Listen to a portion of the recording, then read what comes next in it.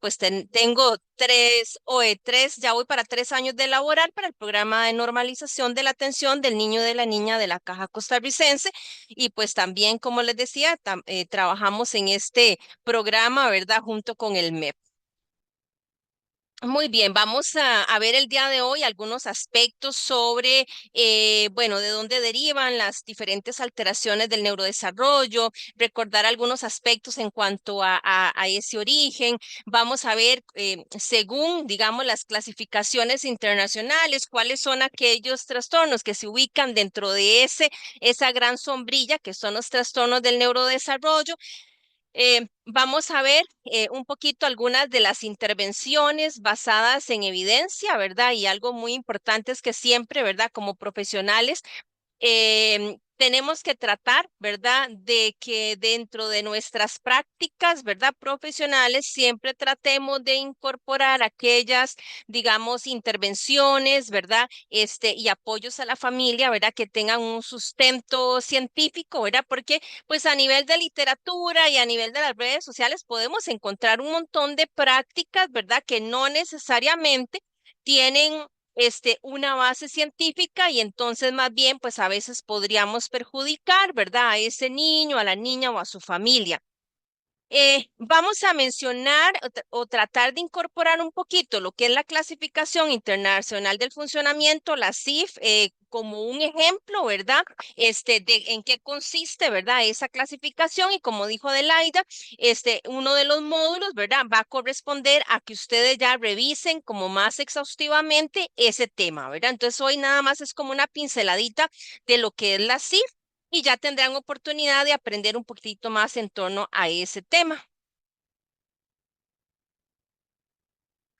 Bueno, vamos a ver, leamos esa frasecita que dice, escúchame y verás que detrás de mí, de mi comportamiento, hay una necesidad y ayúdame a lograrla.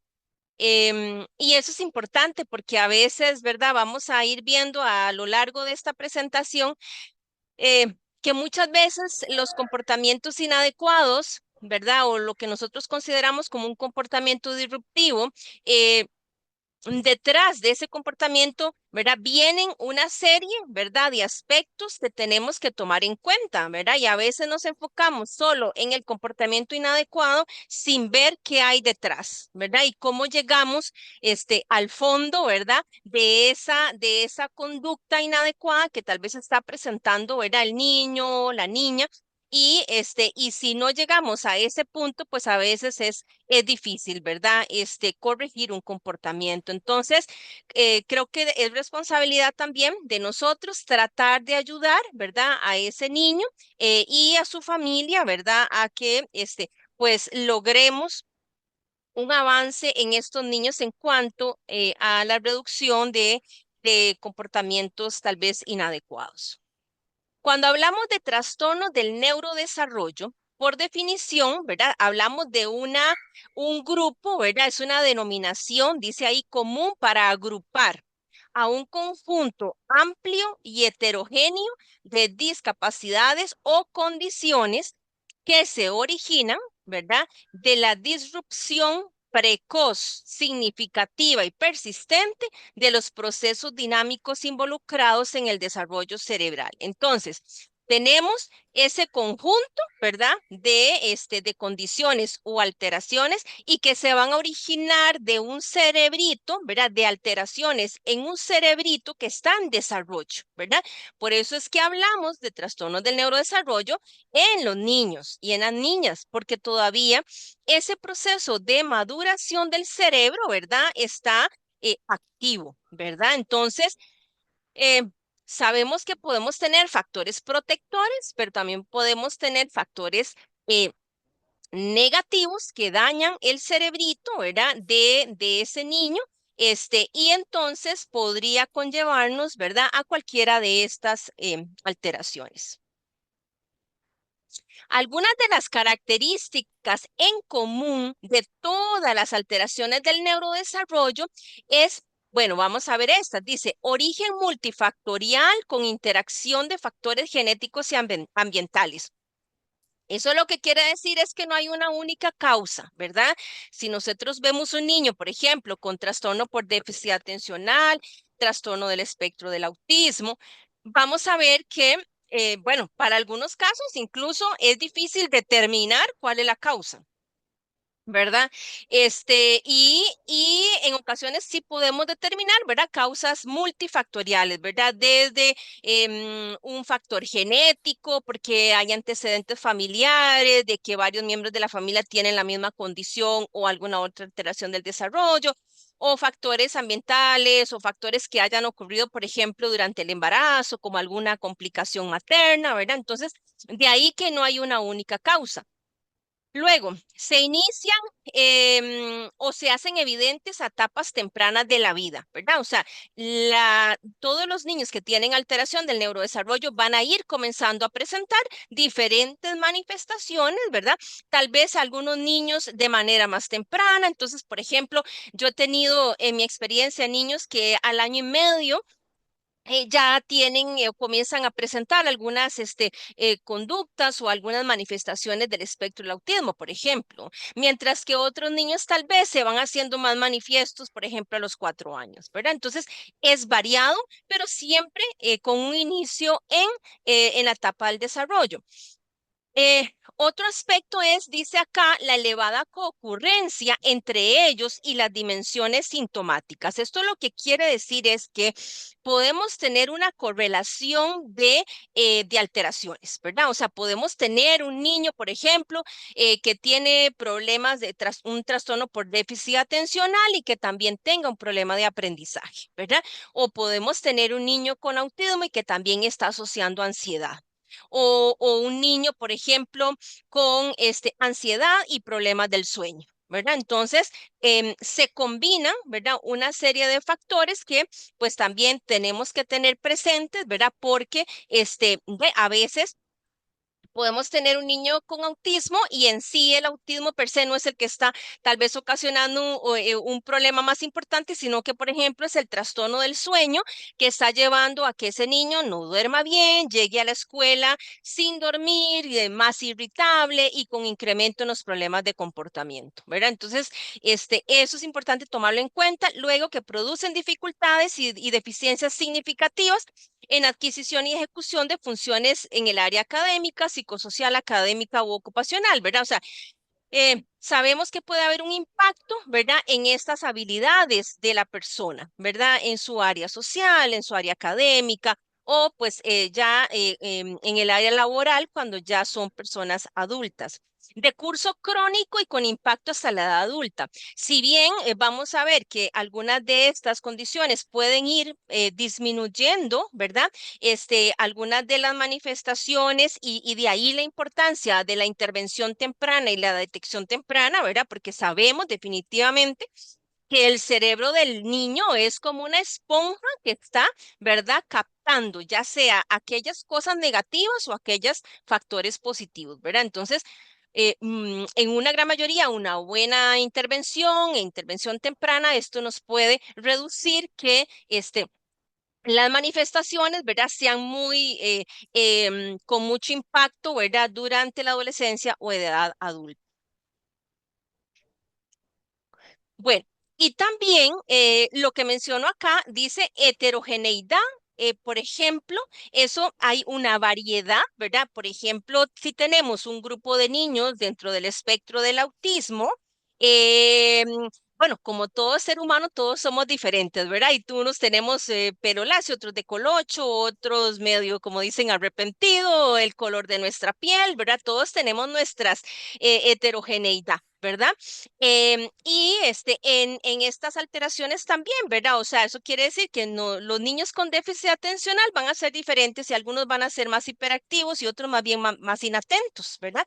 Y en el espectro del autismo, pues habrá niños que tienen más problemas de comunicación y otros más bien una capacidad mayor para comunicarse, ¿verdad? Entonces, sí hay variedad en cuanto a manifestaciones clínicas, hay variedad en la comorbilidad, o sea, aquellas condiciones asociadas, hay variabilidad en las causas, hay variabilidad en las habilidades cognitivas, ¿verdad? Y variabilidad a través del tiempo.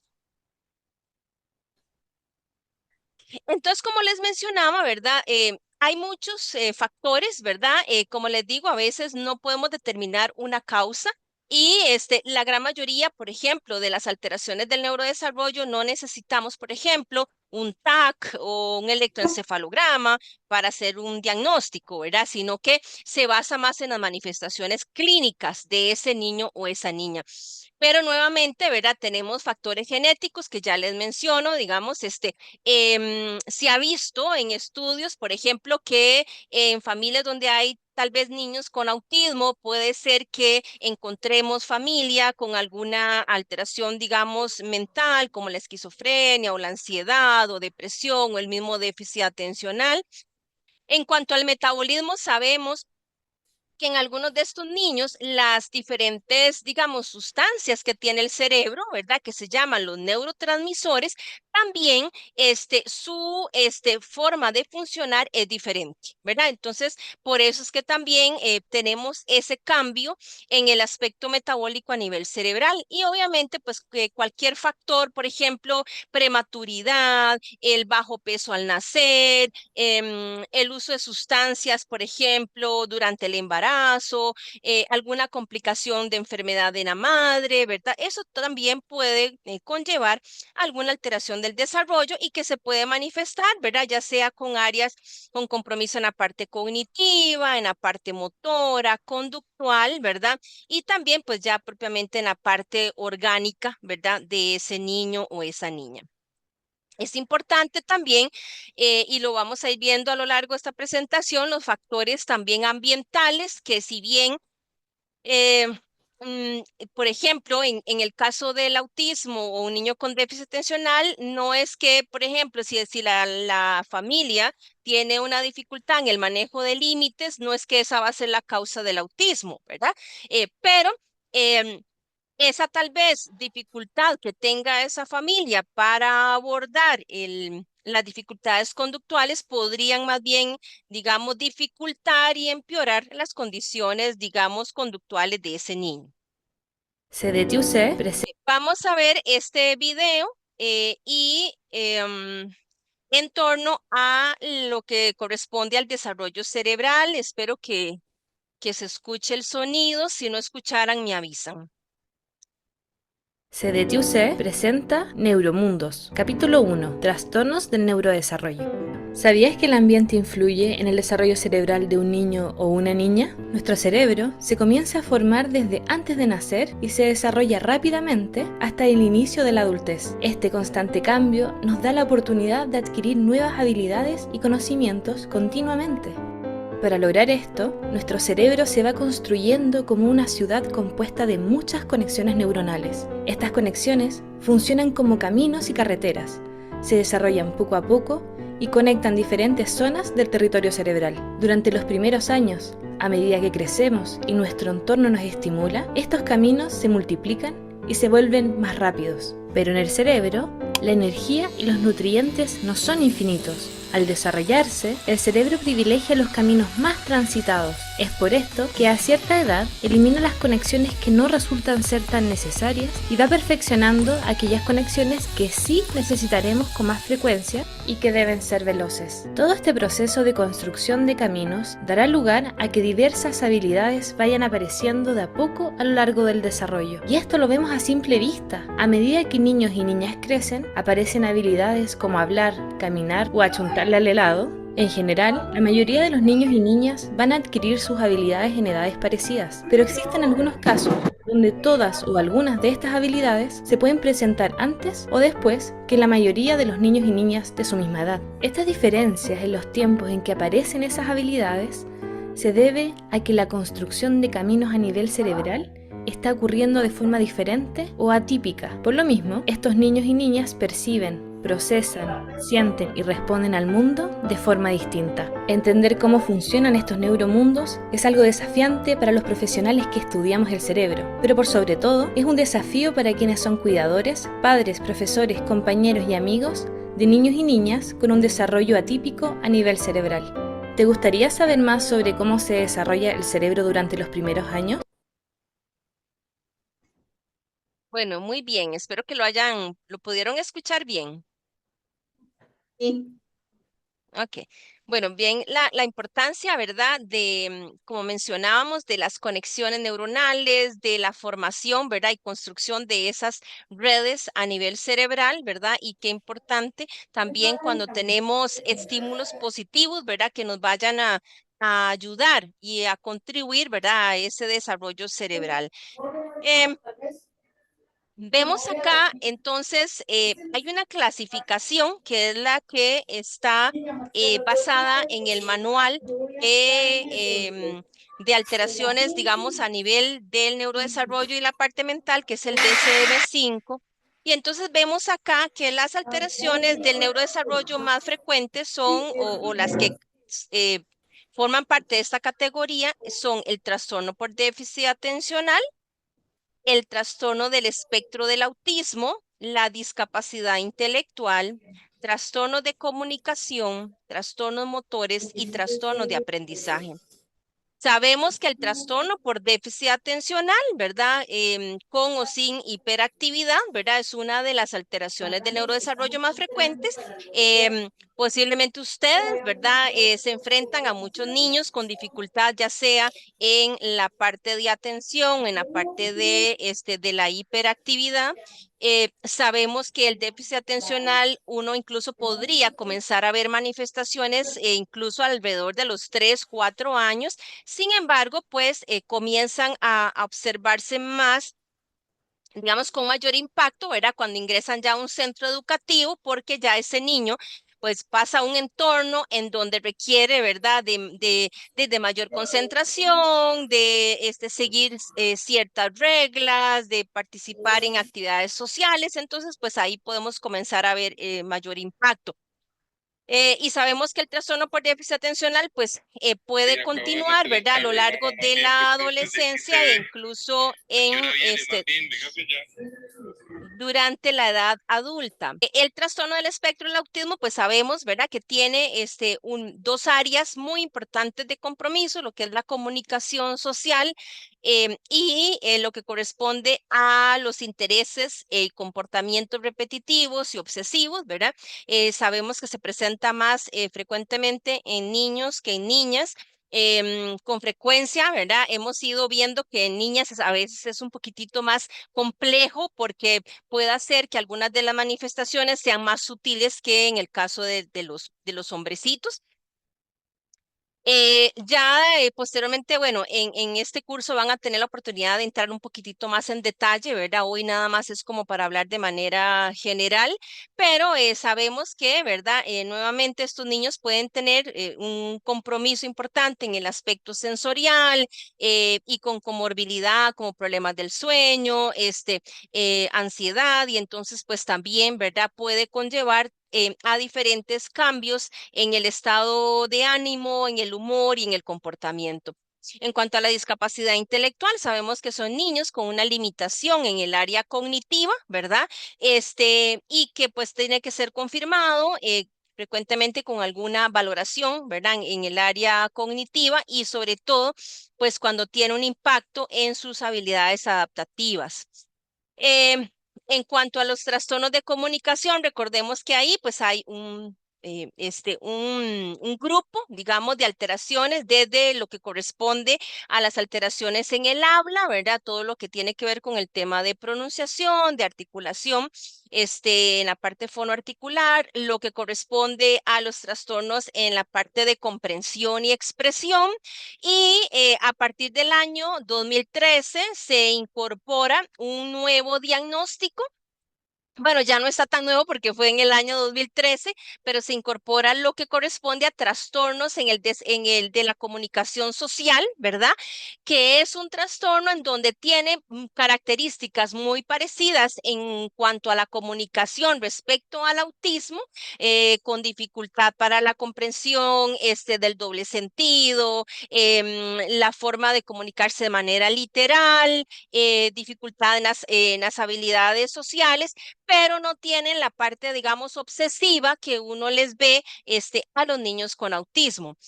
En cuanto a los trastornos motores, aquí se incluye lo que corresponde a desórdenes de la coordinación, esos niños que tienen, antes se hablaba de dispraxia motora, que tienen dificultad para coordinar.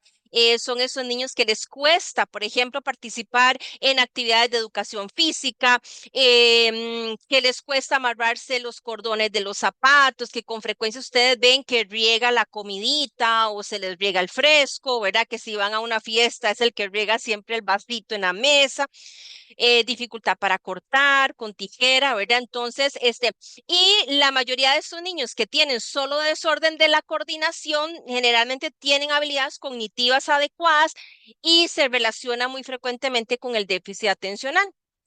Y cuando hablamos de trastornos de aprendizaje, es aquel niño que no tiene una discapacidad intelectual, ¿verdad? Sus funciones cognitivas están intactas, pero pueden tener problemas de dislexia, problemas con las matemáticas, ¿verdad? La discalculia, problemas con la escritura o la disgrafía, ¿verdad? Em, Acá, por ejemplo, no está incluido nada más como para mencionar ya otros compromisos motores como la parálisis cerebral, ¿verdad? Que es una condición, ¿verdad? Que no está dentro de este grupo, pero sigue siendo una alteración del neurodesarrollo, pues con causas más específicas, ¿verdad? Pero sí sabemos que es una de las alteraciones motoras. Y luego tenemos acá, a ver si ahí. Estas otras cuatro alteraciones del comportamiento, ¿verdad? Que posiblemente ustedes algunas de estas las ven también con frecuencia, no están dentro de la categoría de trastornos del neurodesarrollo, pero está bajo la categoría de trastornos conductuales y del control de impulsos. ¿Como cuáles? Como el trastorno opositor desafiante, ¿verdad? Que es ese niño que generalmente tiene dificultades para respetar las leyes y las normas principalmente establecidas por adultos, ¿verdad? Entonces, generalmente son niños más desafiantes con los papás, con los abuelitos y con los docentes. Em, los niños con trastorno explosivo intermitente son niños que usualmente, vamos a ver, mm, de un momento a otro, por ejemplo, el niño explota ante un evento que con frecuencia no corresponde, ¿verdad?, a la intensidad de su explosividad. Por ejemplo, puede ser que estaba en la merienda y algún compañerito pasó, iba corriendo, le botó la merienda y este niño inmediatamente, ¿verdad? Yo lo pongo que es como el volcán, inmediatamente explota, ¿verdad? Este niño reacciona de manera muy impulsiva, con gran enojo, irritabilidad, hasta taquicardia. Y luego esos episodios bajan y luego sigue normal, ¿verdad? Digamos, en periodo, digamos, durante el día, ya sea en su casa o en escuela. ¿Y eso es esporádicamente o sea, para que esté dentro de la Sí, categoría, es esporádicamente? O, digamos, bueno, por ejemplo. hay algunos criterios, ¿verdad? Como les digo, ya en otro de los módulos van a ver un poquito más, pero hay Ajá, ciertos criterios, digamos que niños, en niños pequeños tiene que ser ajá, casi como todas las semanas, para ajá, presentar digamos, estos arrebatos, ¿verdad? Que sea casi, ¿verdad? Casi que diario, y ya hay niños más grandes, puede ser un poquito más esporádico, ¿verdad? ok, sí, Obviamente que algunos de los aspectos positivos de estos dos trastornos, lo que se llama el trastorno opositor desafiante y los niños con explosividad o trastorno explosivo intermitente, es que tienen esa capacidad de, o lo que llamamos conductas prosociales, ¿verdad? Que en donde ese niño puede disculparse, ustedes ven que tal vez, ¿verdad? Responde feo, que se enoja y después, bueno, ok, puede llegar y pedir perdón o disculparse, ¿verdad? Entonces tienen esa capacidad, digamos, de decir, ¿verdad? Lo que hice está mal. En los casos de niños con trastorno de la conducta, ¿verdad?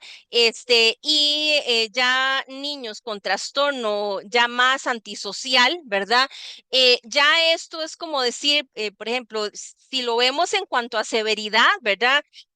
Tienden a ser a ver, como más manejables este grupo de niños, en donde lo ideal es, ¿verdad? También intervenir de manera temprana.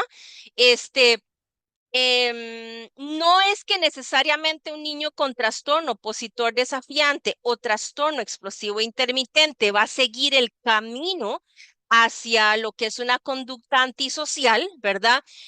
Em, este, pero sí es importante, digamos, el abordaje temprano, ¿verdad? Porque si hay factores también ambientales o un niño, ¿verdad? Cuyo ambiente, ¿verdad? Le provoca una vulnerabilidad, pues podrían llegar a pues a caer en este trastorno que es un poco más complejo, ¿verdad? En donde estos chicos pues ya tienen lo que se llaman habilidades prosociales limitadas, que es esa capacidad que tiene el ser humano, ¿verdad? Para la empatía, para colaboración, para cooperar, para pedir perdón, ¿verdad? Para ayudarle a una persona, para no robar, ¿verdad? Entonces ya este tipo de comportamientos, ¿verdad? Que pues que los desgraciadamente estamos viendo con mayor frecuencia, ¿verdad?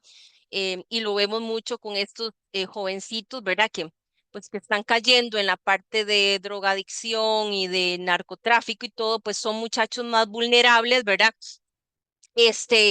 Condicionados también por todo el factor ambiental, ¿verdad? Entonces, pues sí, es más complejo, ¿verdad? Un abordaje de estos niños. Bueno, de ahí que la intervención temprana es fundamental. Pues estas características que usted menciona de trastornos de la conducta antisocial o trastornos explosivo intermitente y el opositor desafiante, eh, son características que también se suelen ver al trastorno espectro del autismo. ¿Cómo podríamos diferenciar a un niño que se tiene, digamos, estas comorbilidades como parte del trastorno del espectro del autismo y quienes no está dentro de ese diagnóstico? Gracias. Ujú, ujú. Bueno, vamos a ver, es muy buena pregunta. A veces no es tan fácil, ¿verdad? Como les digo, a veces hay un traslape de manifestaciones y yo creo que, digamos, en el ámbito educativo, y ahorita lo vamos a ver, ¿verdad? Que más que un diagnóstico como tal, y decir que tiene un trastorno negativista, lo más importante es el funcionamiento de ese niño o esa niña, ¿verdad? Que a veces, pues, necesitamos ver que si ese niño, ¿verdad? Por ejemplo, en mi experiencia tengo muchos niños con autismo que no necesariamente todos van a tener digamos, ese desafío a la autoridad. O sea, tengo chiquitos dentro del autismo que son cooperadores, que ayudan a la profesora, ¿verdad? Participan en clase. Entonces, pues ahí se ve, digamos, la diferencia en este tipo, digamos, de comportamiento. Obviamente que también, ¿verdad? Podemos tener digamos, ya las diferencias entre un niño meramente opositor desafiante a autismo, pues ya tiene que ver con esa parte obsesiva y todo lo que corresponde a manifestaciones del autismo, ¿verdad? Pero sí, claro, como les digo, lo que corresponde a trastornos del neurodesarrollo se traslapa mucho. Entonces, sí, efectivamente, yo puedo tener un niño con autismo que haga episodios explosivos intermitentes, ¿verdad? Y que de nada, o sea, inmediatamente, ¿verdad? El niño explota. Como le digo, y tengo otros niños con autismo que hasta están sin medicamento porque no presentan este tipo de comportamientos, ¿verdad? Entonces, lo más importante es que si observamos estas explosividades, y ahorita lo vamos a ir viendo, es, ok, bueno, vamos al fondo del asunto, veamos qué está detonando este comportamiento, cuáles factores ambientales podrían estar repercutiendo, ¿verdad? Entonces es importante eso, ¿verdad? Yo les pongo el ejemplo y por ahí van a ver un video del doctor Ross Green en donde él habla que el comportamiento es como decir la fiebre de una infección, ¿verdad? O sea, si yo tengo me está dando una infección, sea viral o bacteriana, puede ser que yo tenga fiebre. Si solo doy acetaminofén, me baja la fiebre, pero no estoy encontrando la causa. Para poderme curar, tengo que ir a la causa, ¿verdad? Ver si es un virus, una bacteria, es un problema de oído, de infección urinaria, ¿verdad? Entonces es lo mismo, ya un comportamiento es como la fase final de algo que está ocurriendo en ese niño, ¿verdad? Algo que lo está detonando. Muy bien. Si vemos acá en este es un gráfico de un artículo publicado en el año 2022 en donde vemos cuál es la edad promedio de inicio de algunas de las manifestaciones de diferentes alteraciones, ¿verdad? Entonces, por ejemplo, vemos que algunas alteraciones del neurodesarrollo podríamos ver una edad, digamos, media, por ejemplo, de 12 años. Sin embargo, sabemos, ¿verdad?, que muchos niños, por ejemplo, vean acá abajo las fobias, podríamos como edad media, ¿verdad? Obviamente que hay una campana, ¿verdad?, de Gauss.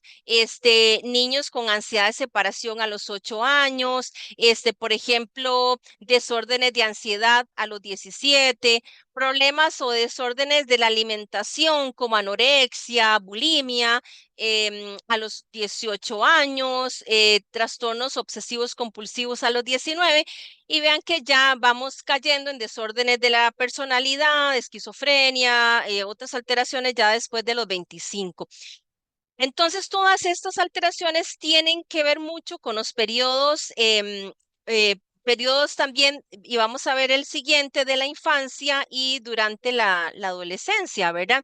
Vemos acá en este otro, en cuanto el otro era edad promedio, aquí podemos tener edad de inicio, ¿verdad? En este artículo, en esta revisión, que tenemos un pico, digamos, a los 5 años en cuanto a ciertos desórdenes del neurodesarrollo. Sabemos que en la práctica, ¿verdad? Como les digo, vemos ya manifestaciones desde los 3 años, incluso desde el año y medio. Sin embargo, pues a veces es un poquito tal vez más complejo, ¿verdad? De diagnosticar a esa edad, por ejemplo, un autismo, pero sí se puede, dependiendo de la intensidad, ¿verdad? Y las manifestaciones que ese niño tenga. Y por ejemplo, acá tenemos en el caso de la ansiedad, estos son solo ejemplos, ¿verdad?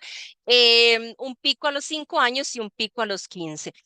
¿Y por qué es importante, digamos, este aspecto? Si nosotros vemos acá en esta diapositiva, tenemos que eh, cuando hablamos y lo que vimos en el video de las conexiones neuronales, tenemos que hay un pico, un máximo desarrollo de esas conexiones entre neuronas entre los 4 y los 8 años que nos permiten fortalecer las habilidades del desarrollo, ¿verdad? Entonces, si tenemos, por ejemplo, un niño que tiene déficit atencional, que ya viene con ciertas, ¿verdad? En la parte genética ya trae cierto factor, o tenemos un niño con autismo, pero además de eso, pues es un niño que vive en un ambiente con factores de riesgo, ¿verdad? De agresión o mala nutrición, vamos a ver, familias disfuncionales. Imagínense el impacto, ¿verdad? Que todos esos factores negativos pueden generar en estas conexiones, ¿verdad? Contrario sería este niño que yo le estoy viendo algún tipo de, tal vez, de alteración, que no voy a quitarle el autismo, no le voy a quitar su déficit atencional, pero puedo, ¿verdad? Reforzar positivamente, con amor, con el cariño, con manejo de rutinas, etcétera, ¿verdad? Con intervenciones que algunos niños necesitarán, ¿verdad? Sí, terapia de lenguaje, apoyo conductual, etcétera. Entonces, esos factores positivos van a repercutir positivamente, ¿verdad? En estas conexiones.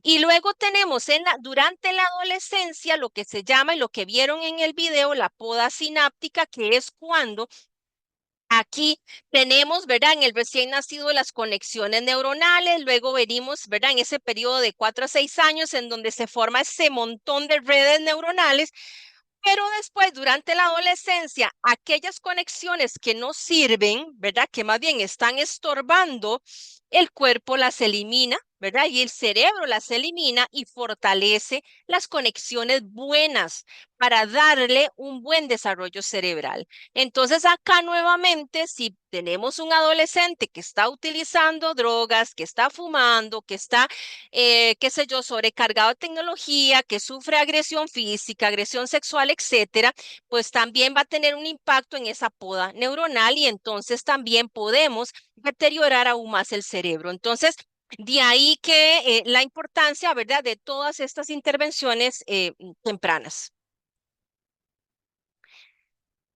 Entonces, cuando vemos y decimos que una conducta es disruptiva, ¿verdad? Porque estas, digamos, vimos que estas alteraciones pueden tener estas conductas que afectan, ¿verdad? Si habla de una conducta disruptiva, esa conducta que afecta, ¿verdad? El aprendizaje, que puede afectar la relación de esa persona, ya sea consigo mismo o con la dinámica del entorno, ¿verdad? O sea, no es lo mismo un niño que tiene ciertos berrinches, ¿verdad? Pero que, o conductas, ¿verdad? De enojo o la rabieta, pero que es esporádica, que logra, digamos, con apoyo de la familia, calmarse más rápidamente a ese niño, ¿verdad? Que pues es tal la dificultad para autocontrolarse, pues que dura una hora y todavía sigue llorando o ya hay, digamos, autoagresión o agresividad a otras personas, ¿verdad? Y que se haga muy repetitivo.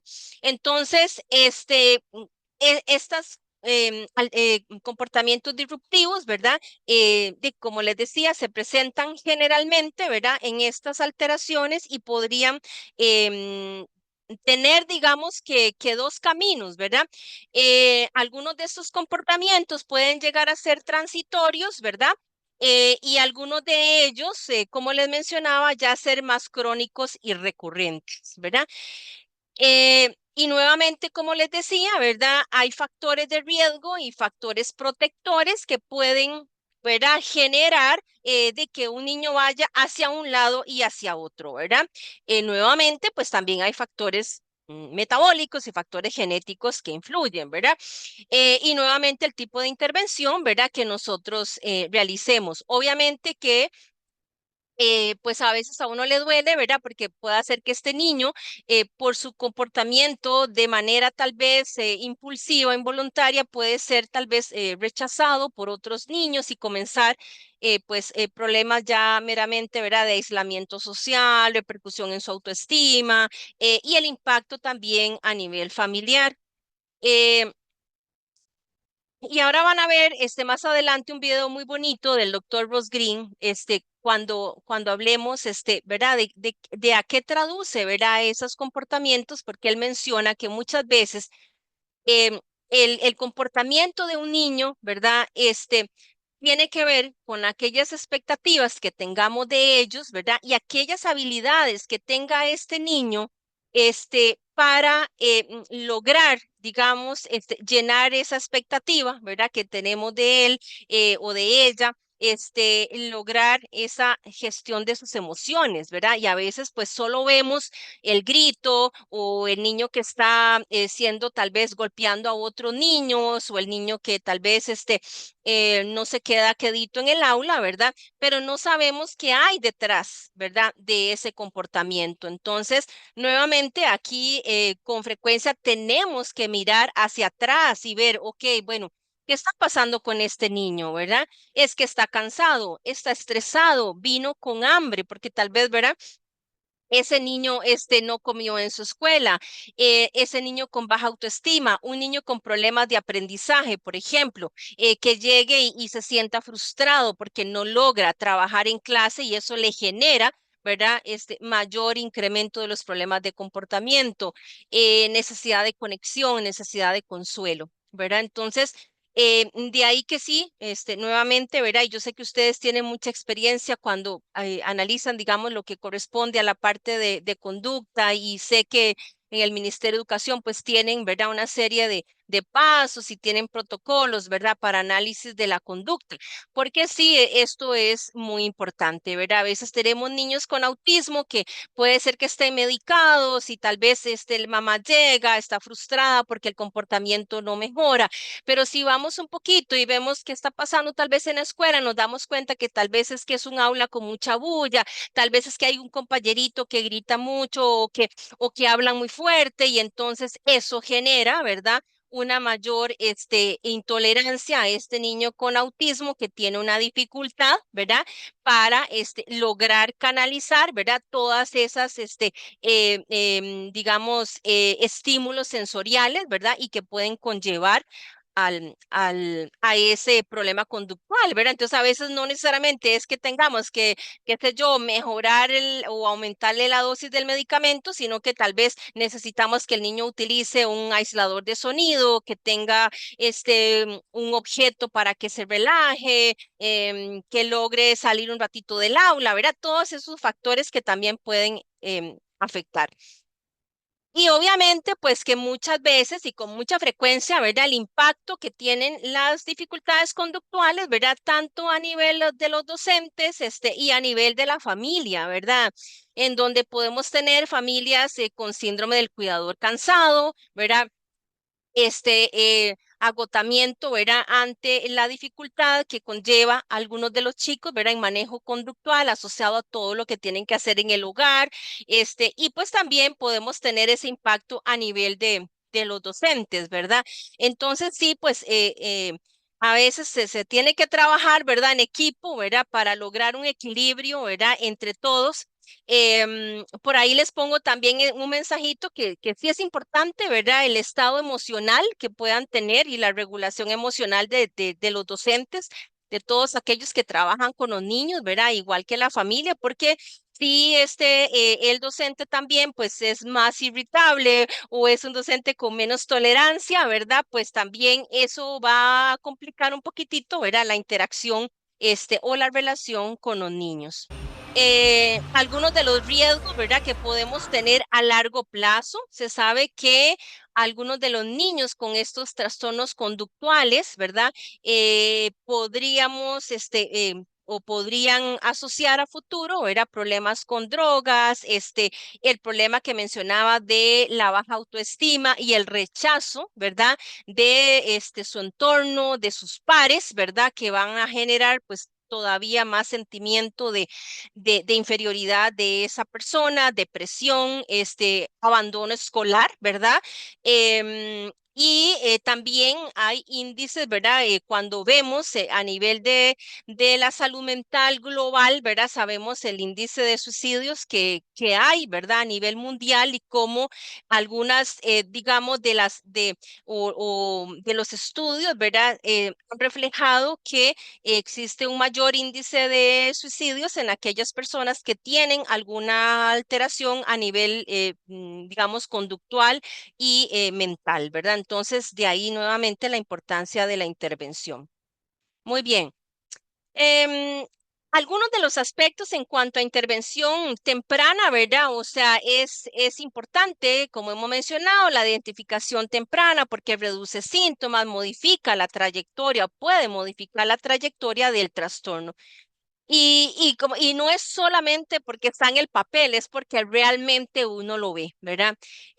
Ayer veía yo un niño, ¿verdad? En mi consulta privada, que, bueno, le di de alta ayer, ya con casi 12 años de edad, y ayer conversaba yo con la mamá porque ella me decía, cuando vine pequeñito, a los 3 años, ¿verdad? Este chiquito se le dificultaba expresarse, bueno, tiene su TEA, su autismo. Inicialmente un nivel 2, con mucho problema conductual, dificultad para el control de impulso, no dejaba que le cortaran el cabello, el problema de alimentación. Y ahora viene este chiquito que académicamente va súper bien, que ya va para séptimo el otro año, con una capacidad de conversar con uno, con mucha capacidad analítica, ¿verdad? Y entonces yo le decía, no, o sea, vea qué bien, ¿verdad? E incluso hasta sin medicación, ¿verdad? Está ese niño. Entonces, mamá me decía, o sea, yo casi lloraba, bueno, de hecho se le salieron lagrimillas porque me decía, o sea, como cuando yo venía pequeña, ¿verdad? Ese niño, yo tuve que tomar hasta medicamento, me decía mamá, ¿verdad? Por el impacto, ¿verdad? Y de cómo sobrellevar las manifestaciones del niño y cómo ayudarle, ¿verdad? Y actualmente, ¿verdad? Y el chiquito hasta presentó ahora para el Día del Autismo junto con otro compañero la condición, ¿verdad? Entonces, vean cómo, y ese niño, su familia empezó muy temprano, ¿verdad? O sea, lo diagnosticamos a los 3 años y esa familia no lo ha soltado, ¿verdad? Siempre ha seguido un proceso de intervención y ahora lo tenemos ahí, ¿verdad? Entonces, definitivamente uno en la práctica lo ve, ¿verdad? Y pues obviamente no es fácil, no es un camino fácil, pero no es imposible, ¿verdad? Con el acompañamiento. Em, entonces tenemos diferentes acá, muy bien, ¿qué signos de alerta? ¿Qué cositas podemos observar? Y nuevamente, esto es así como pincelada porque no podemos entrar en detalles, ¿verdad? Pero aquellos niños, ¿verdad? Y sabemos con alteraciones del neurodesarrollo, que ustedes ven que en la parte motora, en la parte de comunicación no andan bien, que si el contacto visual es inadecuado, la interacción social es limitada, ¿verdad? Ese niño que ya, que pequeñito, ¿verdad? Llora de manera constante, que tiene problemas para calmarse, para la autorregulación, porque ustedes ven un bebé, ¿verdad? Ustedes lo pueden alzar y el bebé generalmente en los brazos de la mamá o de la familia se calma, ¿verdad? A diferencia de un niño, obviamente que hay que descartar alguna condición médica, ¿verdad? No es que todo sea por problemas de comportamiento, ¿verdad? Habrá niños que tienen problemas de reflujo, problemas de asma, ¿verdad? Ya esa parte, obviamente, descartando las alteraciones médicas. Pero son signos de alerta que nos hacen pensar, ¿verdad? Que hay que por lo menos llevarlo o que vaya al SUEBAIS o que vaya a la consulta para que se le haga una valoración, ¿verdad? Dificultad para adaptarse a cambios de rutina, ¿verdad? Estos chiquitos que les cuesta mucho el cambio de una actividad a otra.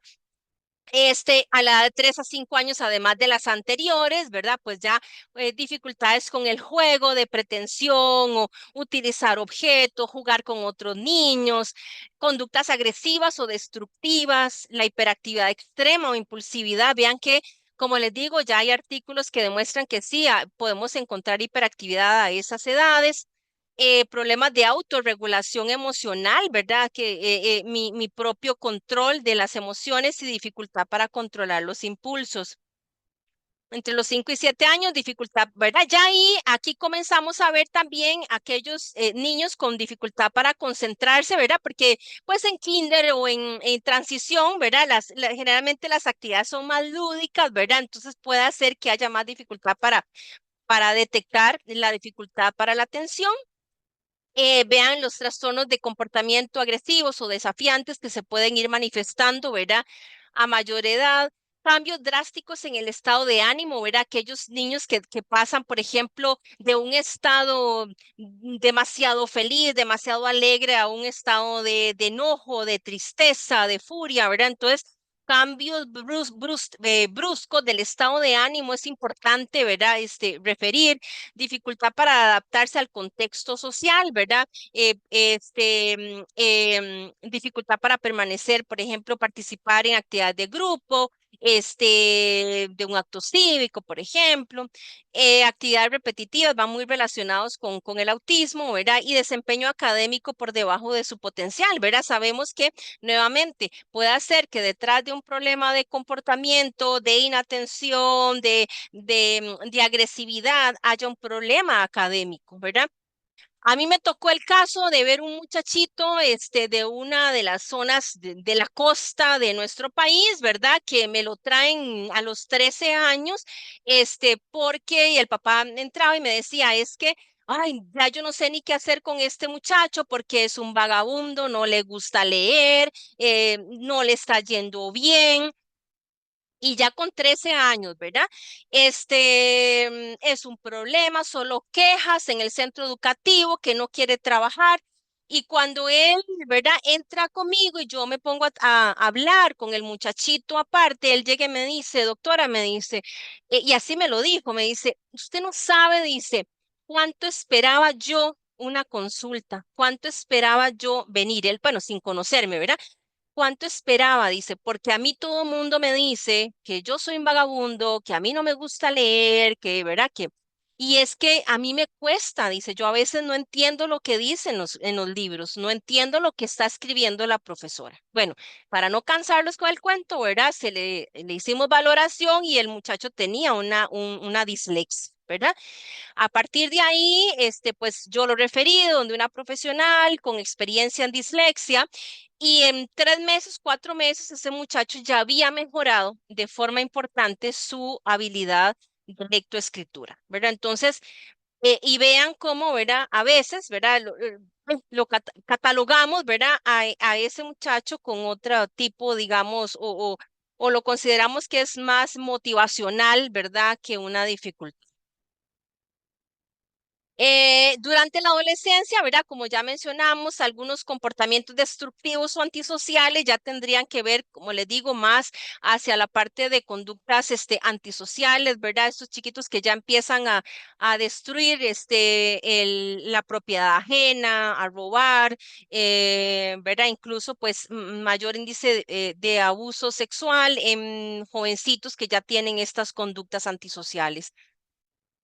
Aislamiento social extremo, ¿verdad? También hay que tener cuidado. Yo sé que los adolescentes pasan por etapas, ¿verdad? Donde quieren su espacio, ¿verdad? Pero también tenemos, como dicen, ¿verdad? Estar atentos, estar alertas, ¿verdad? Más ahora con tanto lo que corresponde a las redes sociales, ¿verdad? Que generan también problemas de baja autoestima, de ansiedad, depresión, rechazo social, bueno, una serie de factores, ¿verdad? Que también nos pueden repercutir. Falta el control de impulsos y nuevamente bajo rendimiento. Tratemos de hacer este ejercicio cerebral, ¿verdad? Para poner nuestro cerebro, ¿verdad? A trabajar un poquito y despertarnos.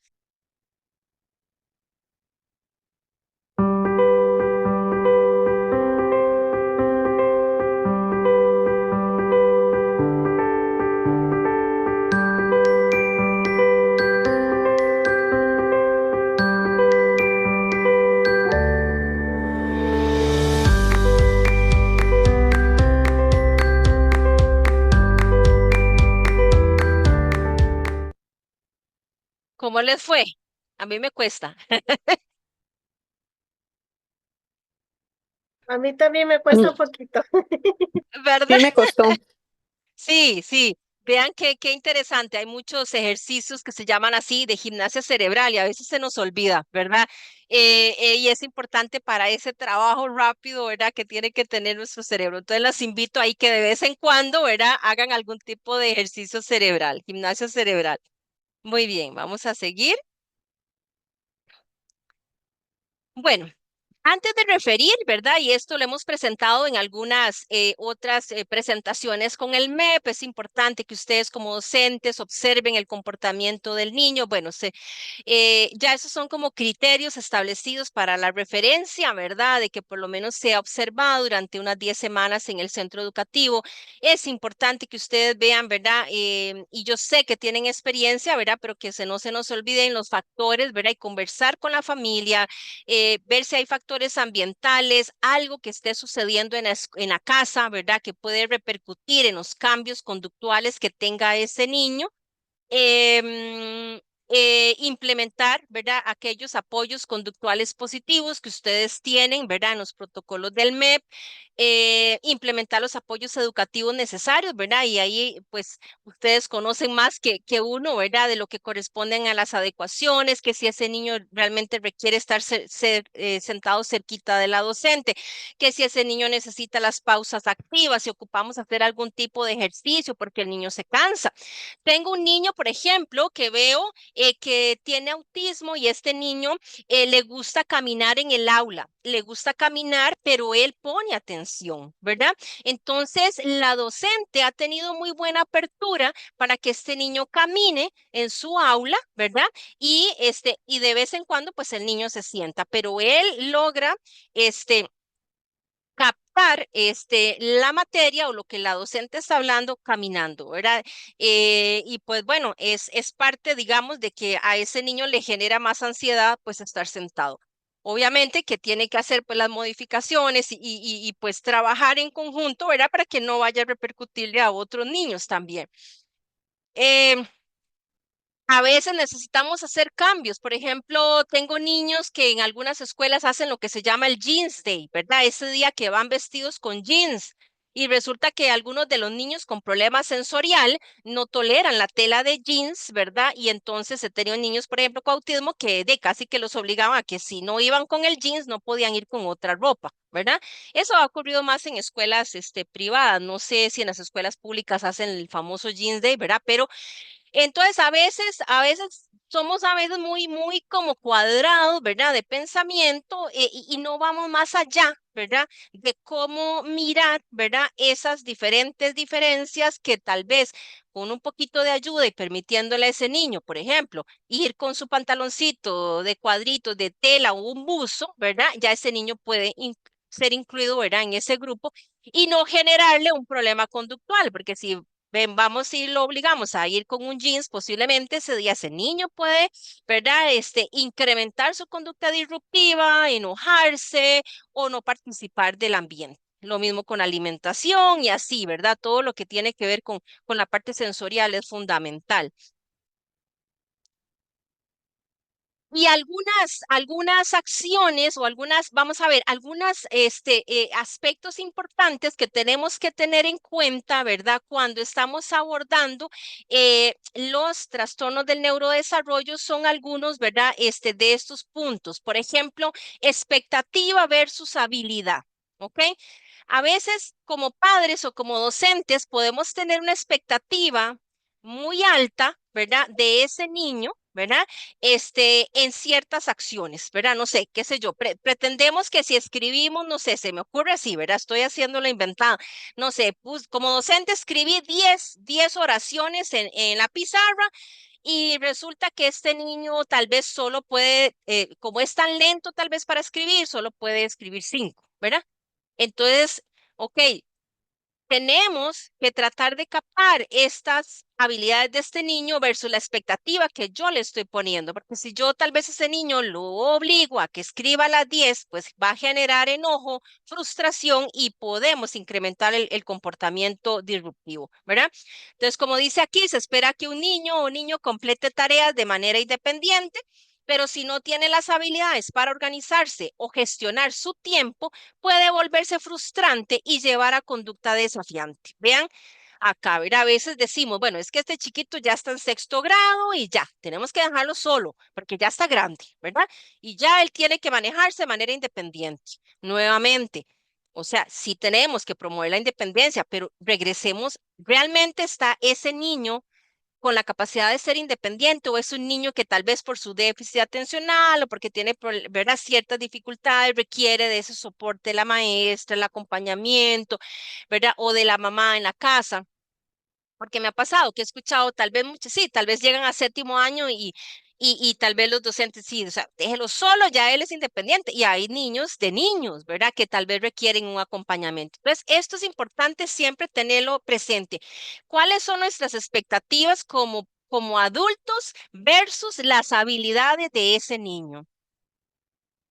Como punto dos, rutinas versus ausencia de rutinas, ¿verdad? O sea, sabemos que un entorno más estructurado va a ayudar a ese niño con déficit atencional, con autismo, con problemas de aprendizaje, que muchas veces tienen compromiso en las funciones ejecutivas, ¿verdad?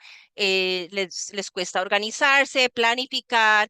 Esa rutina les va a ayudar, ¿verdad? Entonces, como dice ahí, y ustedes lo hacen en el diario, ¿verdad? Trabajo de ustedes, el niño sabe que después del recreo tendrá una actividad tranquila, ¿verdad? Lo que lo prepara para estar más enfocado, ¿verdad? O que tiene que lavarse las manitas antes de comer, ¿verdad? Entonces, y a veces pasa que vienen tal vez de familias, ¿verdad? Ustedes tal vez ponen las rutinas en la escuela y todo, y en la casa es un caos, ¿verdad? En donde no hay rutinas y bueno, entonces también a veces necesitamos acompañar un poco a la familia, ¿verdad? Para que también colaboren en el hogar de favorecer las rutinas, ¿verdad? A veces hay chiquitos que uno habla con las mamás y le dicen a uno, o sea, les dan las 11 de la noche, 12 de la noche, ¿verdad? Hace poco me pasó, hace unos meses, vi un niño claro, pobrecita la mamá, porque ella con tal de que el niño haga las tareas, ¿verdad? Y cuesta mucho que el niño haga las tareas y termine, ¿verdad? Y ella quiere que llegue bien con los cuadernos y con los trabajos, le daban las 3 de la mañana. Ella misma me contó, me dice, vea, doctora, me dice, me dan las 2 de la mañana trabajando con mi hijo. Y le digo yo, pero por María Santísima, ¿verdad? No, no, no, o sea, este niño necesita dormir, ¿verdad? Necesita descansar, que habrá que hacer modificación, ¿verdad? Y hablar con los docentes y ver cómo podemos ayudarle. Pero sí, la rutina de la higiene del sueño, la rutina para ir a dormir, por ejemplo, es una rutina muy importante, ¿verdad? Entonces, muy bien, rutinas versus ausencia de rutinas es un aspecto que tenemos que trabajar. Contexto familiar y ambiental, ¿verdad? Dinámica familiar, ¿verdad? Entonces también eso es importante, ¿verdad? Familias que tengan alguna situación, ¿verdad? Ya sea de salud o conflictos de pareja, condiciones socioeconómicas, bueno, ya ustedes eso lo saben bastante bien, ¿verdad? Pero también los estilos de parentalidad, ¿verdad? Y eso también a veces, ¿verdad? Cada vez lo vemos más difícil en nuestra sociedad, ¿verdad? Con tanto a veces mensaje ¿verdad? Que vemos, ¿verdad? A nivel de las redes sociales y de las noticias de esta parte a veces autoritaria, ¿verdad? Que utilizamos para expresarnos hacia otras personas o dirigirnos hacia otras personas, ¿verdad? Entonces, es importante promover, ¿verdad? Sabemos las formas positivas de parentalidad, como y aquí vienen, ¿verdad? El ejemplo autoritario, el ejemplo permisivo, la parentalidad de tipo negligente, ¿verdad? Es autoritaria, ¿verdad? Que de ahí es lo que yo digo y yo soy el papá o yo soy la mamá o yo soy la docente y yo soy la que mando y aquí no se hace otra cosa, ¿verdad? Se ha visto que esta forma autoritaria lo que hace más bien es generar miedo, y el niño va a actuar o va a reaccionar por miedo, pero no por convicción de lo que está haciendo, de lo que tiene que hacer es correcto, ¿verdad? El permisivo, pues de que no hay límites, ¿verdad? No hay control, el negligente, ¿verdad? Sabemos que es ese padre o madre que no cumple con las necesidades básicas, ¿verdad? Del afecto, de la higiene, la limpieza, o sea, las necesidades básicas del niño, el sobreprotector y el democrático, que es lo que nosotros promovemos, ¿verdad? Que lo ideal es, ok, de manera colaborativa con ese niño y con ese adolescente, tratar de llegar a acuerdos comunes, ¿verdad? Que sean de beneficio tanto para el joven como para la familia, ¿verdad? Entonces, a veces no es tan fácil, ¿verdad? Pero pues es, digamos, lo más adecuado, ¿verdad? En términos de trabajar con estos jovencitos. Ok, la comprensión de las necesidades. En cuanto a necesidades emocionales, sociales y cognitivas, nuevamente, ¿verdad? Saber cuáles son las necesidades, por qué ese niño está reaccionando de cierta manera. Las necesidades sensoriales, ¿verdad? Que no solamente lo vemos en niños con autismo, hay niños con déficit atencional que tienen mayor problema para tolerancia de ruidos, para tolerancia a ciertas texturas. Entonces también nuevamente tenemos que ver ese entorno y las dificultades de la comunicación, ¿verdad? Que obviamente que niños con más dificultad de comunicación, pues también podrían detonar ciertas conductas inadecuadas. Resumiendo algunos de estos conceptos, y ustedes lo van a ver en el módulo de clasificación internacional de funcionamiento, yo nada más les traigo acá una pincelada. Eh, cuando hablamos de la clasificación internacional del funcionamiento, hablamos, y no sé qué tan familiarizados están ustedes con esta clasificación. em, no se pretende complicar la existencia de las personas, sino que más bien comprender que todo lo que hemos hablado gira en torno a todas estas puntos o factores que tenemos que tomar en cuenta cuando estamos valorando a un niño o una niña, ¿verdad? Con una condición diferente, ¿verdad? Entonces, Acá en inglés se llama las F words o las palabras con F, obviamente que este, derivan del idioma inglés, pero más o menos acá tenemos, ¿verdad? Ok, nos vamos a imaginar a un niño, tal vez con déficit atencional o con autismo. Entonces, acá tenemos lo que corresponde a actividad, todo lo que son las actividades del niño, la función de ese niño, ¿verdad? Este, esa capacidad que tenga el niño para interactuar con las otras personas, para realizar sus actividades, el estado físico del niño, ¿verdad? Si ese niño tiene la capacidad de caminar o si tiene algún tipo de discapacidad motora o discapacidad, ¿verdad? Física que le va a limitar la participación. Aquí tenemos la participación, en inglés aquí es F de friends o de amistad, que es digamos, el acceso que tenga ese niño para relacionarse con otras personas, las oportunidades que le demos a ese niño para lograr tener amigos, el factor ambiental, ¿verdad? Lo que hemos ya venido hablando, la importancia de la familia, del ambiente educativo y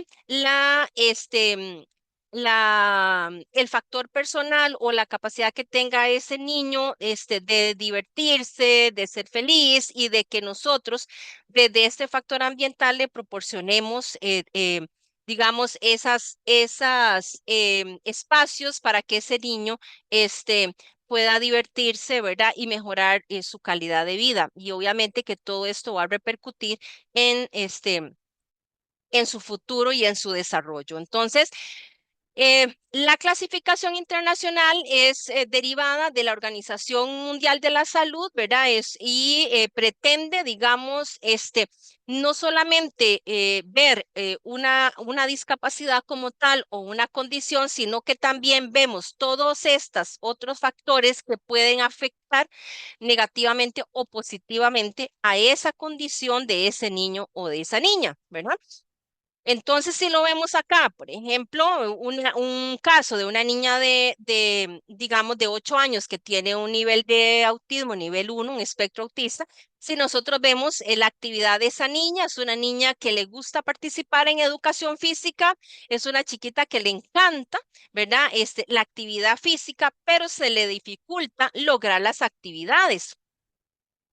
Cuando vamos a la parte estructural y corporal y la función de esa niña, nos damos cuenta que es una niña que, bueno, tiene sus 4 extremidades bien, no tiene problemas de parálisis cerebral o algún tipo de discapacidad como tal, pero sí tiene un desorden de la coordinación, ¿verdad? Entonces, esta dificultad de la coordinación está repercutiendo en esta actividad, ¿verdad? En esta niña. Y entonces, ¿cómo está repercutiendo esto? Ok, está repercutiendo si lo vemos aquí en la participación y amistad. Tiene una amiga, solo tiene una. Sabemos que a los niños con autismo les cuesta, ¿verdad? Esa interacción. Pero vean lo que está pasando aquí. En el caso de esta niña, está siendo rechazada por algunos niños que la consideran torpe, tonta y rara. Y estas palabras no son inventadas por mí. Estas palabras son de una niña que en algún momento, hace varios años, yo atendí y ella me expresó esto, ¿verdad? Ella me dijo, que la consideraban así, ¿verdad? Por su dificultad, ¿ok? Entonces vean cómo vamos viendo, ¿verdad? Las diferentes, esta cifra, esta clasificación digamos, ya en un caso concreto, ¿verdad? Eh, Cuando vemos aquí factores personales, la diversión, bueno, ella quiere participar, pero al mismo tiempo estas limitaciones le generan frustración. Es una niña que se enojaba fácilmente y que se le dificultaba la flexibilidad cognitiva. Ustedes saben, ¿verdad? Que a algunos de estos chicos con autismo les cuesta cambiar de una actividad a otra o se obsesionan y entonces también este factor personal de poca flexibilidad cognitiva también repercute sobre las habilidades sociales, ¿verdad? Entonces, si nosotros vemos aquí, uno dice, mira, ok, este niño tiene autismo a nivel 1, pero yo como docente o yo como profesional que atiendo a esta niña, ok, ¿qué tal si trabajamos un poquito esta parte? cómo ayudarle a la flexibilidad cognitiva, cómo ayudarle a que tiene que aprender a cambiar de una rutina a otra, ¿verdad? Anticiparle, digamos que vamos a cambiar de una actividad, ¿verdad? Esa parte de acompañamiento. ¿Cómo trabajar esta parte de que la consideran torpe o rara, ¿verdad? Y cómo tratar de trabajar el respeto, ¿verdad? Con sus compañeros, que a veces se nos olvida trabajar esa parte, ¿verdad? Y de respetar las diferencias, ¿verdad? Y si vemos los factores ambientales, pues estaba, pues en realidad aquí muy buen acompañamiento de su mamá, buena relación con su hermanito, recibe apoyo familiar.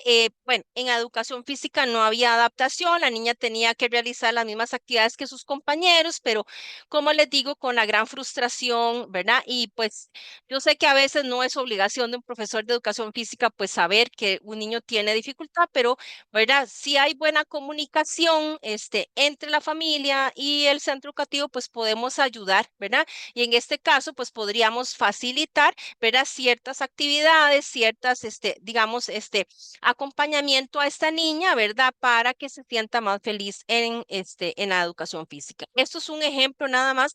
Y ustedes, como les digo, van a tener excelentes, profesionales de Argentina, como la doctora Paula Vitali y el doctor López Luro, que son expertos y bueno, van a ver los videos tan lindos, ¿verdad?, en torno a este tema. Algunas de las acciones, ¿verdad? Ya meramente con evidencia científica y nuevamente no es nada del otro mundo, muchas de esas ustedes ya las realizan. Acá algunos de los modelos que están basados en evidencia científica, como el modelo ecológico, la intervención familiar y escolar, nuevamente es tomar en cuenta también aspectos de ambientales, la comunidad, la escuela, ¿verdad? Entonces, cómo tenemos que intervenir la familia, la educación en la familia es muy importante. Recientemente a nivel de la caja del seguro, ¿verdad? A través de nuestro programa del niño de la niña se ha hecho un gran trabajo con trabajo social, ¿verdad?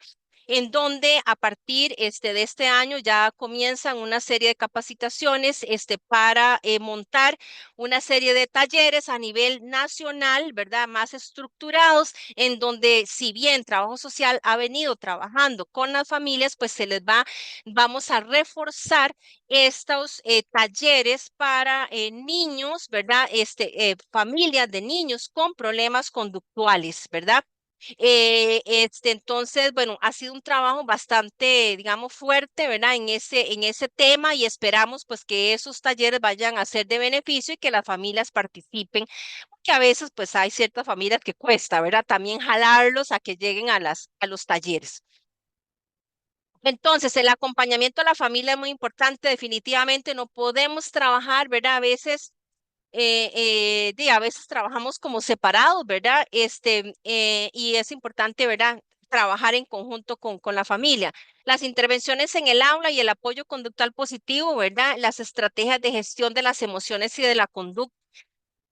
Que ahí es importante, a veces hay niños que tienen dificultades conductuales y que el docente, sí, el docente llega, conversa con los papás y le dice, mire, hable con su hijo, vea que esta conducta no la podemos tolerar, esto no se puede permitir aquí. Está bien, o sea, está bien informar a la familia, pero muchas de las acciones que se tienen que realizar en el centro educativo nos corresponde o le corresponde también a ese docente que está ahí, ¿verdad? Porque, sí, a ver, acuérdense que a veces los chiquitos, ¿verdad? Necesitan esa consecuencia inmediata, ese reforzamiento inmediato, no cuando llegan a la casa porque ya se les olvidó, cuando llegan a la casa porque los están regañando, ¿verdad? O porque les están corrigiendo. Entonces, yo creo que ahí es importante, ¿verdad? Las acciones que hagamos desde el apoyo conductual positivo dentro del aula, ¿verdad? Sí comentarle a la familia, sí hablar, trabajar en equipo, ¿verdad? Pero digamos, la familia tiene un rol en el hogar y el docente, ¿verdad? Lo importante de actuar, ¿verdad? Ya sea solo con acompañamiento, ¿verdad? Para lograr contener, ¿verdad? Como les decía, estos comportamientos, ¿verdad? Y ir digamos, al origen de ese comportamiento negativo. Otro de los enfoques conductuales que está demostrado es el ABA. Se ha hablado mucho a nivel, ¿verdad?, de científico que servía, que si no servía. Pero básicamente, sin complicarlo mucho, ¿verdad? ¿Qué es lo que ellos dicen? Bueno, que sí hay que hacer un análisis, ¿verdad? Identificar las causas del comportamiento, ¿verdad? Nuevamente, no vamos a ir solo a abordar un comportamiento, veamos qué está pasando, qué es lo que está llevando, ¿verdad? A ese niño, a ese comportamiento, y ellos utilizan, ¿verdad? Pues todo lo que corresponde, reforzamiento positivo, y reforzamiento negativo, que se eliminan pues ciertos estímulos, ¿verdad? Cuando ocurre un comportamiento no deseado. Entonces, eso es parte del ABA. Habrán métodos del ABA que son más estrictos, ¿verdad? Muy como, habían familias o grupos que no les gustaba mucho porque era muy metódico. Sin embargo, pues hay, conversando con los compañeras que están ayudando en este curso del MEP, dentro de los planes de apoyo conductual positivo se utiliza parte de la base del ABA, ¿verdad? Tal vez no tan estructurado, pero sí, muchos de los apoyos conductuales están basados en esto. Vamos a ver ahorita un video. Espero que salgan las letras en español, que es sobre una forma de pensar un poquito diferente a esta parte de reforzamientos del doctor Ross Green, ¿verdad? Que nos habla muy interesante, ¿verdad? De cómo él aborda las diferentes problemas de comportamiento en los niños. Y después yo ahí les dejo uno de los enlaces por si más adelante ustedes quieren ver video de él. Vamos a ver si sigue acá. Ya casi viene el video. Este es el otro que corresponde a habilidades sociales, ¿verdad? Que sí es importante de la mano con el apoyo conductual, tienen que trabajar habilidades sociales. A veces son niños que también por su problema conductual les cuesta compartir, les cuesta escuchar a otros, tomar turnos, ¿verdad? Y esto les genera problemas sociales. Entonces también es importante, ¿verdad? Trabajar esa gestión, esas relaciones interpersonales para que el niño logre también, ¿verdad? Un mejor interacción con sus pares. Este es la propuesta que hace el doctor Ross Green, ¿verdad? Se llama así, soluciones colaborativas y proactivas. Es un modelo que él lo promueve es, ¿verdad? Como les digo, de manera colaborativa entre la familia y el joven o el niño, tratar de buscar soluciones con base en que él lo que dice es que muchas veces el niño tiene un rezago en esas habilidades para solucionar el problema. Entonces, está en inglés, pero yo les puse la traducción. Vamos a ver, espero que salga la traducción. Vamos a ver.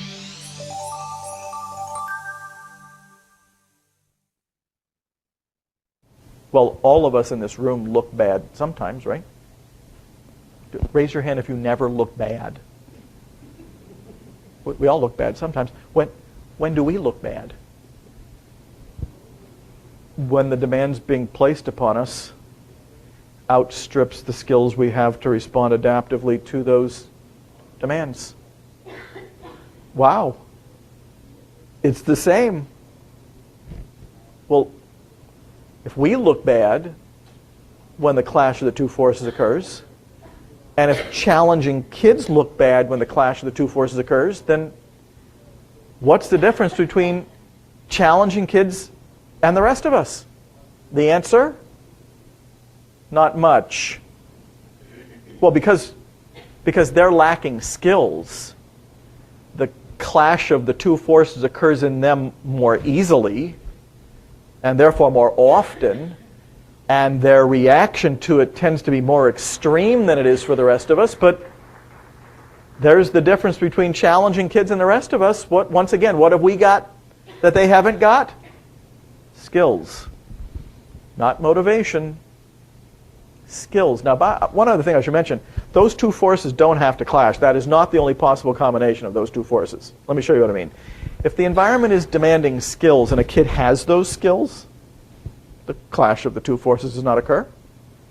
Challenging behavior does not occur. I have just depicted why most kids aren't challenging most of the time. There it is. They have the skills to deal with the demands that are being placed upon them. If a kid is lacking skills, but the environment is not demanding those skills at a particular moment. The clash of the two forces does not occur. Challenging behavior does not occur. I have just depicted why challenging kids are not always challenging. There it is. But if the environment is demanding skills and the kid is lacking those skills, the clash of the two forces does occur. The likelihood of challenging behavior has been greatly heightened. Here's what I'm standing here practically guaranteeing you. If you are reading about, listening to people describing, or observing challenging behavior with your own eyes, what you're hearing about and what you're reading about and what you're observing with your own eyes is clashing forces. The question is that the filter you have in? Are those the lenses you have on? Vamos a ver otro video en donde él nos menciona la importancia, ¿verdad?, de resolver los problemas de manera colaborativa. Vean cómo él habla de esas fuerzas, ¿verdad?, en donde el niño puede tener una deficiencia en las habilidades, ¿verdad?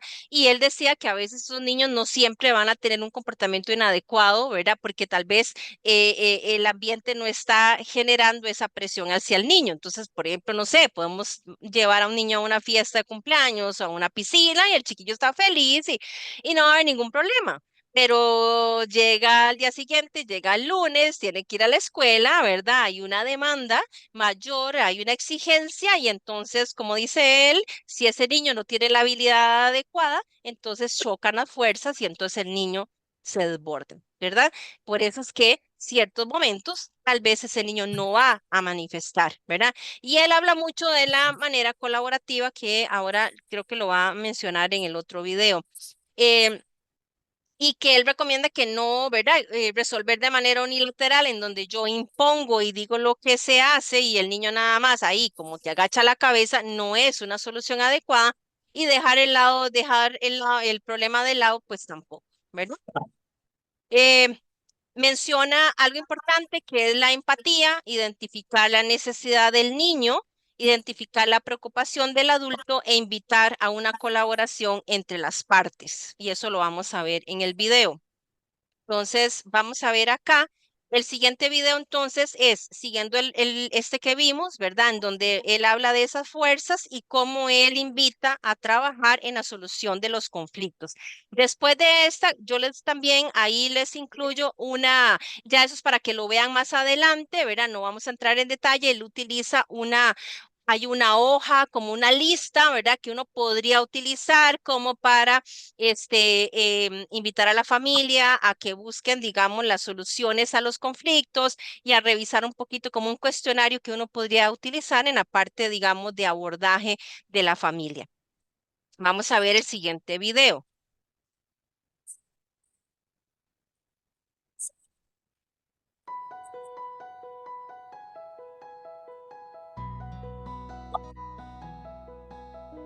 Hi, I'm Dr. Ross Green.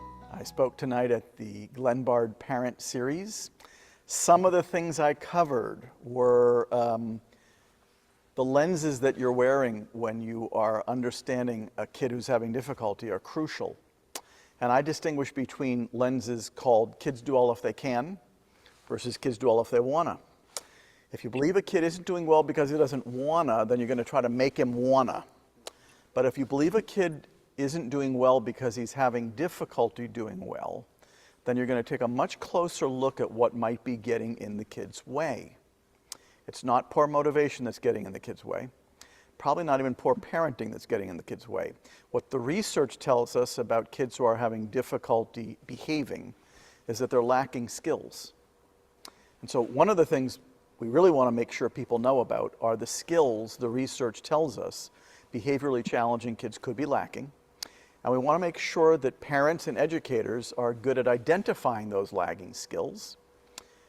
The other thing we talked about is how challenging behavior tends to occur when kids are having difficulty meeting certain expectations.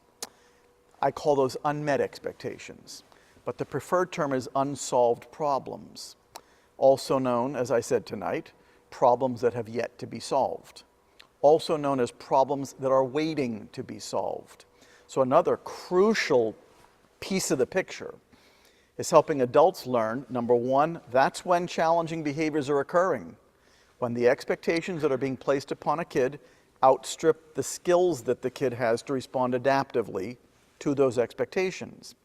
But the other big deal is we want to make sure that we identify those unsolved problems, memorialize them, make our list, so that we know the mountain that lies before us and so that we can prioritize and get busy about the task of solving problems.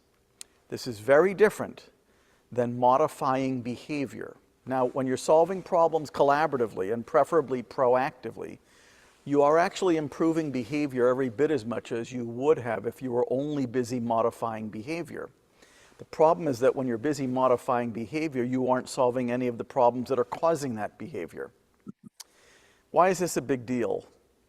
Well, in a state like Illinois, restraint and seclusion have been in the news lately. Restraint and seclusion occur very late in the game. The behaviors that are causing us to think that the kid is becoming escalated, and when we are having difficulty de-escalating the kid, we use restraint and seclusion. Those behaviors are late too. We don't want to be late. We want to be early. What's early? The expectations the kid is having difficulty meeting in the first place.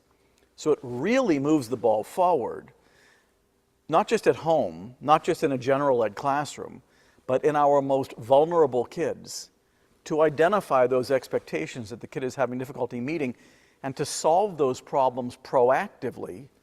Now we're being early rather than late. And if we get really good at being early, we will almost never find ourselves being late.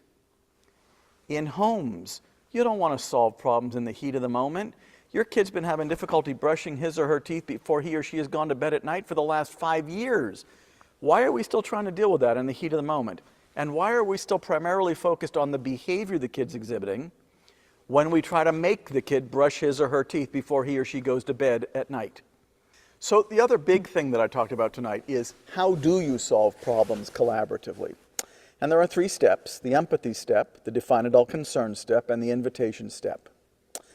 The empathy step is where we are gathering information from the child about what's making it hard for the child to meet a particular expectation. The main adult activity in the empathy step is listening and asking good questions that prove that we have been listening. I think that listening is the purest form of empathy.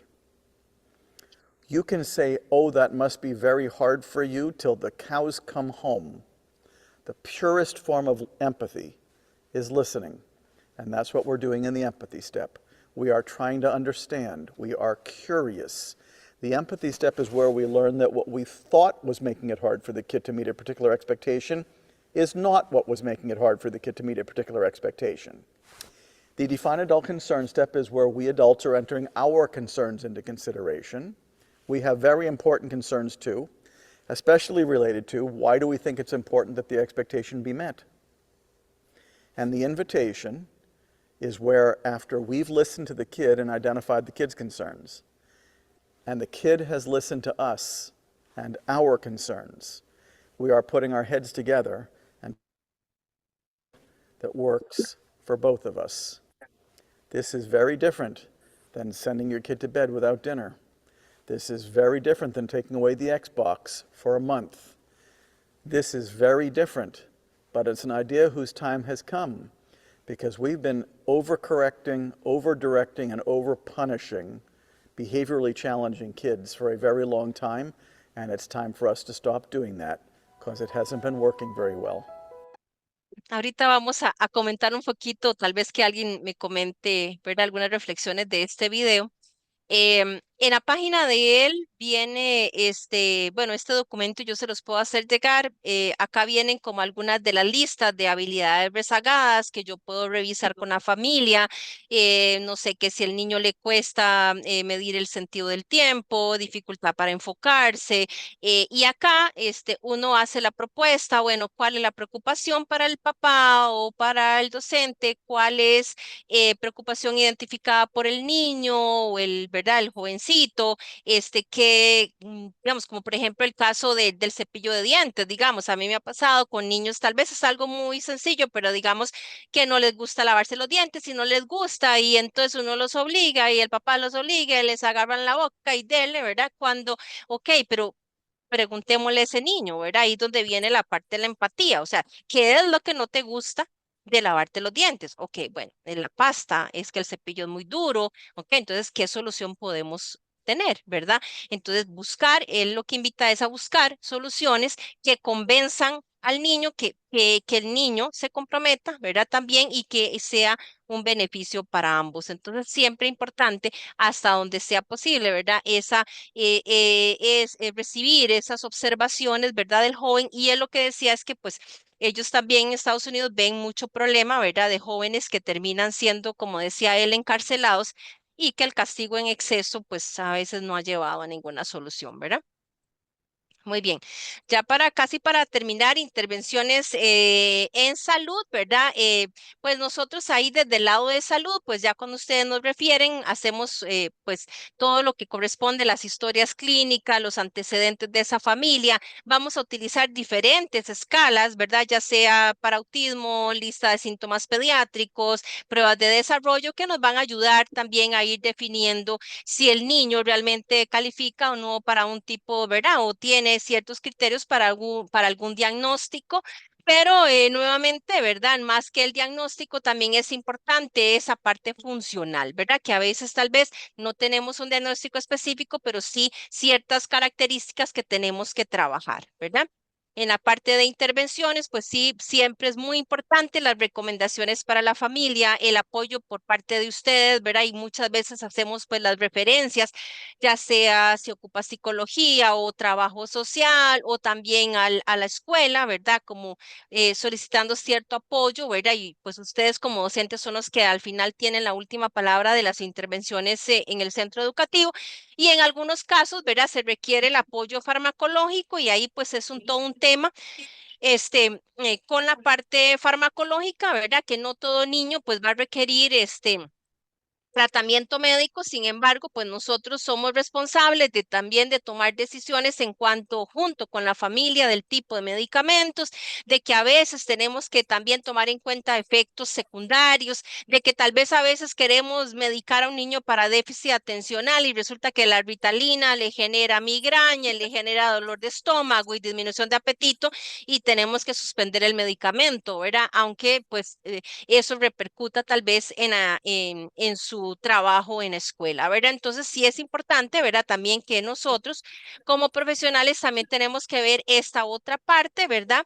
De que sí el medicamento sigue siendo de beneficio, ¿verdad? Pero también nos puede, ¿verdad? Hay que tomar en cuenta también los efectos secundarios y obviamente la preferencia de la familia, ¿verdad? Y ahí eso es también todo un tema porque habrán familias de familias y hay familias que no están de acuerdo con un medicamento, ¿verdad?